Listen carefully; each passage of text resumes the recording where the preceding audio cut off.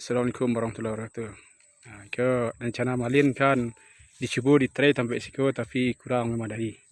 Jadi masih banyak kayu-kayu pinus yang bisa menghalangi untuk mulainya take off. Jadi kondisi ko di batu barajo batu-batuah namo. Di kolah tiba di la tiba di dadu kit wasio. Sali lai tiba di puncak. Kondisi dah teh. Kita coba kita cari situasi. Kalau tidak memungkinkan langsung gitu ke puncak.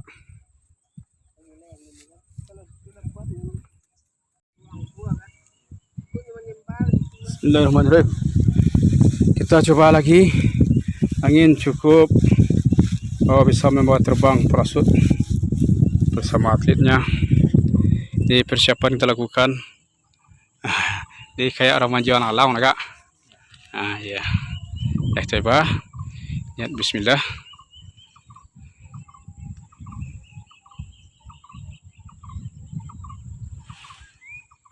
Bismillahirrahmanirrahim. Allahu akbar. Allahu akbar. Allahu akbar. La haula wala quwwata illa billahil aliyil azim. Ya, insyaallah. Ini uji coba. Alhamdulillah. Alhamdulillahirabbil alamin. Ya, kita coba terbang. Ya, malin kita coba terbang mengintari negeri padang luar kita tercinta. Ya, inilah. Oi! Allahu akbar. Troy. Allahu akbar. Ya, menuju ke lapangan kita. Hai, Allah. Ya, Allahu akbar. Jauh-jauh sekali melayang. Saudara-saudara, aduh.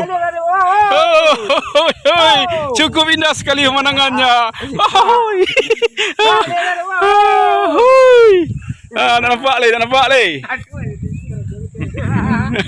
Aduh, ini juga. Sini. Assalamualaikum warahmatullahi wabarakatuh.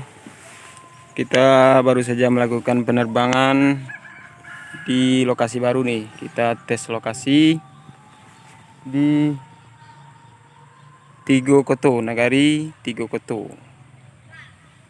Jadi ini lokasi ini sangat berpotensi untuk para layang. Kita tadi take off di bukit itu. Nama bukitnya adalah Bukit Batu Basi. Pemandangannya persawahan di sini. Anginnya biasa pagi headwind sampai siang. Dan kita bisa terbang sepanjang hari. Oke, terima kasih. Semoga Bukit Batu Gadang bisa hebat di dunia para layang untuk kedepannya. Terima kasih. Assalamualaikum warahmatullahi wabarakatuh.